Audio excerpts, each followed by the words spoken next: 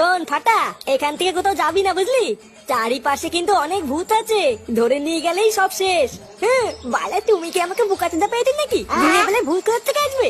আমি জানি ভূত রাত্রেবেলায় ঠেলা বেরোয় না। ওরে পাগল, এটা শ্রাদ্ধ বাড়ি বুঝলি, এখানে দিনের বেলা তো ভূত ঘুরে বেড়ায়।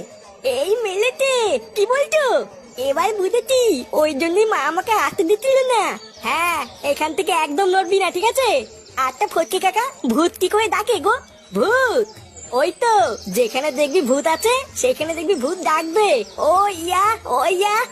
এই মিলেছি। ওগো, তুমি কোথায় চলে গেলে আমাকে ছেড়ে?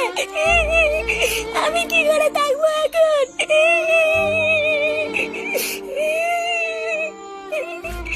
এখন আমি কি নিয়ে থাকবো? ইস, লেওরা এই মেয়েটার কপালটাই খারাপ। কেন গো পল্টুদা?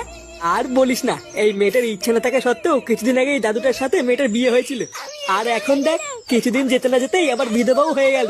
কপাল পোড়া থাকলে যা হয় আর কি। এবার যে এই মেয়েটা সারা জীবন কিভাবে থাকবে? আরে ধুর পাগল, অত চাপ নিতিস কেন? আমি আছি তো নাকি? আমি তো লেওরা ঠিক করেই নিয়েছি, আজ থেকে এই বৌদি সমস্ত ভাত কাপড়ের দায়িত্ব আমার।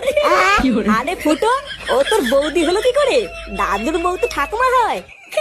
আরে চোদ্দা গুলো, ঠাকুমা তো তোদের, আমার কাছে তো কচি বৌদি।